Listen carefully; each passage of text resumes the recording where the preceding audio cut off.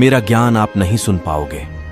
आपके कान फट जाएंगे, आपके दिमाग की स्नायु सिकुड़ जाएगी, मस्तिष्क पर त्योड़ी पड़ जाएगी, ज्ञान का बखेड़ा खड़ा हो जाएगा, यहां तक कि आप मेरे से झगड़ा करने लग जाओगे। एक समय की बात है, राजा बीर देव सिंह बघेल काशी के राजा थे।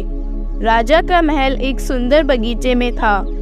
एक बार राजा ने अपने गुरु ब्राह्मण की आज्ञा अनुसार भजन कीर्तन का आयोजन करवा रखा था।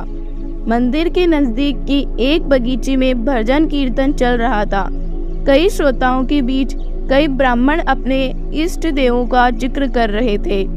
पूर्ण परमेश्वर कबीर साहिब जी भी कीर्तन में पहुंच गए। कुछ दूरी पर आसन लगाकर बैठ गए।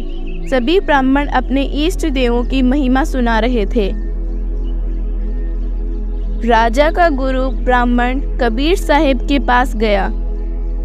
हे भक्त, आप भी अपने विचार व्यक्त कीजिए, अपने इष्ट देव का गुणगान कीजिए। आप भी साधु ही लगते हो। हे महात्माओं, आपने सर्व संपन्न ज्ञान तो सुना दिया, मैं और क्या सुनाऊं? मेरा ज्ञान तो आपके ज्ञान के सामने सूर्य को दीपक दिखाने के तुल्य है। सभी ब्राह्मण तथा भक्त कबीर साहिब से ज्ञान सुनने के लिए अनुरोध करने लगे। मेरा ज्ञान आप नहीं सुन पाओगे। आपके कान फट जाएंगे, आपके दिमाग की स्नायु सिकुड़ जाएगी, मस्तिष्क पर त्योड़ी पड़ जाएगी, ज्ञान का बखेड़ा खड़ा हो जाएगा, यहां तक कि आप मेरे से झगड़ा करने लग जाओगे। भक्त जी, हम साधु संत भक्त हैं। हम कभी झगड़ा नहीं करते। हमें तो कोई गाली भी दे जाए तो हम मुस्कुराकर चल देते हैं। और आप तो साधु भक्त लगते हो। आप तो भगवान की ही महिमा सुनाओगे। हम आपसे वादा करते हैं कि आपके साथ कोई झगड़ा या विरोध नहीं करेंगे। तो ठीक है, सुनो अब मेरे इष्ट देव की महिमा। आज मैं आपके सब इष्ट देवों की उत्पत्ति बताता हूं। अधूरे ज्ञान के कारण आप इन जन्म मृत्यु में आने वाले भगवानों को सच्चा मान रहे हो।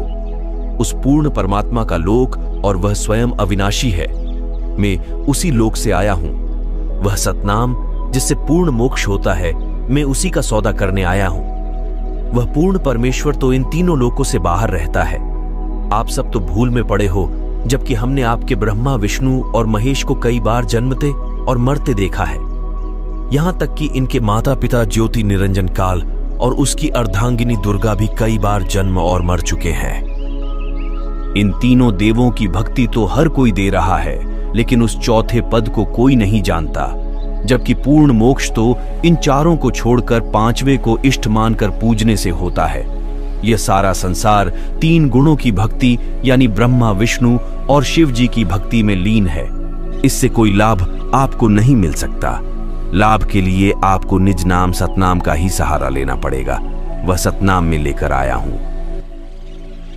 अभी इन पंडित जी ने बताया कि भगवान रामचंद्र जी हमारे इष्ट देव हैं और यही सर्व के पालनहार है। लेकिन मैं इनसे पूछना चाहूंगा कि जब श्री राम जी को लंका के लिए जाना था, तो श्री राम जी को तो 3 दिन तक समुद्र से रास्ता लेने के लिए याचना करनी पड़ी। फिर उन्हें पुल बनाकर जाना पड़ा, जबकि एक अगस्त्य नाम के ऋषि जी ने इन सारे समुद्रों को एक घूंट में पीकर खाली कर दिया था। फिर इनमें तो अगस्त्य ऋषि जी बड़े हो गए, क्योंकि रामचंद्र जी यह नहीं कर पाए। वही जब मेघनाथ ने राम लक्ष्मण सहित पूरी वानर सेना को नाग फांस में डाल दिया, मानवीय लीला करने को कहलाए जाने वाले रामचंद्र जी और उनकी पूरी सेना को रावण की सेना अगर चाहती तो उसी समय नष्ट कर सकती थी। लेकिन उस समय गरुड़ जी को बुलाया गया और उन्होंने राम लक्ष्मण को बंधन मुक्त किया। भोले श्रद्धालुओं, यहां आपके रामचंद्र जी भगवान हुए या गरुड़ देवता? कबीर साहिब ने कई देर तक इस प्रकार का तत्व ज्ञान सुनाया। कबीर साहिब के ऐसे ज्ञान से सभी श्रोता आश्चर्यचकित थे और ब्राह्मणों से उत्तर सुनना चाहते थे, जबकि ब्राह्मण और पंडित जी निरुत्तर हो गए। राजा बीर देव सिंह का गुरु ब्राह्मण राजा के पास गया। राजन, एक कबीर नाम का भक्त साधु हमारे इष्ट देवताओं ब्रह्मा विष्णु महेश जी को नाशवान बताता है और कहता है कि इनका पिता तो काल है। वो कहता है कि पूर्ण परमेश्वर तो अन्य है जिसने सारी दुनिया बनाई है। मैं उसी के लोक से आया हूँ। उसने कहा है कि आपके देवताओं को आपने मंदिर में कैसे बुला लिया। वह कोई आपका नौकर थोड़ी है जिसे आपने मूर्ति में डाल दिया। ये मूर्ति भी आदमी ने बनाई और उसमें भगवान भी आदमी ने ही डाल दिया। तो भगवान कैसे हुआ? ऐसी ऐसी बेतुकी बातें बना रहा है। अच्छा, उसे यहाँ बुला कर लाओ। राजा अपने एक मंत्री को कबीर साहिब जी को बुलाने के लिए भेजता है। हे संत जी, आपको हमारे राजा ने बुलाया है। मुझे तो आपके राजा से कोई काम नहीं है। अगर उन्हें हमारी जरूरत है तो वे स्वयं आ जाएं। मैं ना ही तो कोई पंडित हूं, ना ही आपके राजा का नौकर, ना ही कोई जादू जंतर करने आया हूं और ना ही कोई देशद्रोही हूं। मुझे क्यों राजा ने बुलाया है?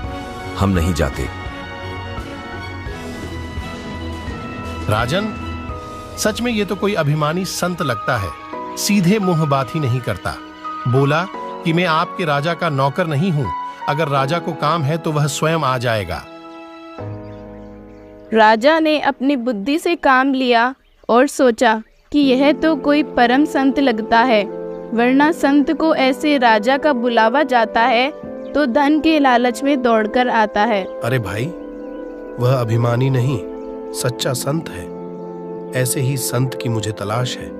मैं स्वयं उन संत के पास जाऊंगा। राजा पैदल ही कबीर साहिब जी से मिलने पहुंचा। जब राजा कबीर साहिब के निकट सा पहुंचा तो देखा कि कबीर साहिब पृथ्वी से 1.25 हाथ ऊपर हवा में स्थित है। राजा को समझते देर नहीं लगी और जाते ही कबीर साहिब के चरणों में अपना सिर रख दिया। हे भगवान, कृपया अपने दास की कुटिया में चलिए। नहीं राजन, सत्य ज्ञान का उजागर तो सभी के सामने होना चाहिए।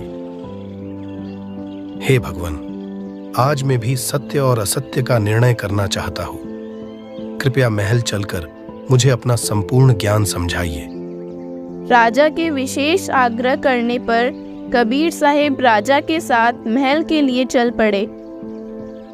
राजा ने सम्मान पूर्वक कबीर साहिब और अपने ब्राह्मण गुरु का आसन लगवा दिया और ज्ञान चर्चा करने के लिए कहने लगा। ब्राह्मण देवता, आपका कबीर साहिब जी से क्या मतभेद है? अब आप दोनों आमने सामने हैं, अपनी ज्ञान चर्चा कीजिए। सर्वप्रथम तो कबीर जी ने हमारे ब्रह्मा विष्णु महेश जी को ही नाशवान करार दिया, जो कि पूर्णतः गलत है। क्या प्रमाण है इसका इनके पास? जरूर ऋषि जी, जरा देखिए अपने पुराणों में। देवी भागवत पुराण के 3 स्कंद में ये तीनों स्वयं ही स्वीकार करते हैं कि हमारा जन्म और मृत्यु होती है। ब्राह्मण उसी समय देवी भागवत पुराण का 3 स्कंद पढ़ने लगा। भगवान की रजा से ब्राह्मण को पुराण का वही प्रकरण हाथ लगा जिसमें ब्रह्मा विष्णु महेश की जन्म मृत्यु सिद्ध होती है। ब्राह्मण के चेहरे का रंग फीका पड़ गया। कुछ देर तक स्तब्ध सा रह गया, लेकिन सोचा कि इन्हें मना कर देता हूँ, ये सब तो अशिक्षित है। कबीर साहिब ब्राह्मण के चेहरे का हाव भाव समझ गए। ऋषि जी, आज आप राजा की कचहरी में हैं और ये निर्णय होकर ही रहेगा कि कौन सत्य कथा करता है। अगर आप नहीं बता सकते हैं तो किसी अन्य ब्राह्मण को बुलाकर पूछा जाएगा। ब्राह्मण गुरुजी, आज मैं सिर्फ सत्य सुनना चाहूंगा। अगर किसी प्रकार से आप गलत निकले तो अंजाम अच्छा नहीं होगा। क्षमा करें राजन, पुराण में ऐसा ही लिखा है। हम भी इस प्रसंग से अनभिज्ञ हैं। ब्रह्मा विष्णु और शिव जी बोल रहे हैं कि हमारा तो आविर्भाव और तिरोभाव यानी जन्म और मृत्यु होती है, और इन्होंने मां दुर्गा को अपनी माता अर्थात जननी सिद्ध किया है। ये हमारे कर्म में कुछ बदलाव नहीं कर सकते। राजा ने कबीर साहिब जी के चरण पकड़ लिए। हे भगवान, हम दीनों पर भी दया कीजिए। कृपया अपना ज्ञान विस्तार से समझाइए। आप संत ही नहीं बल्कि भगवान स्वरूप हैं। आपका ज्ञान 100 आने सत्य है। तब कबीर साहिब ने राजा, रानी और ब्राह्मण को संपूर्ण सृष्टि रचना सुनाई और तत्व ज्ञान समझाया। राजा बीर देव सिंह बघेल तथा रानी मानक देई और ब्राह्मण पुरोहित ने कबीर साहिब से दीक्षा ली और सत भक्ति करनी शुरू की।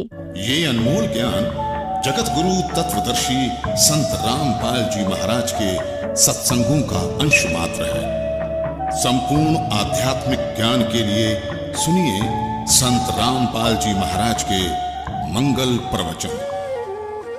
आप संत रामपाल जी महाराज जी के मंगल प्रवचन संत रामपाल जी महाराज एप्लीकेशन पर भी सुन सकते हैं तथा उनके द्वारा लिखी पुस्तकें भी डाउनलोड कर सकते हैं।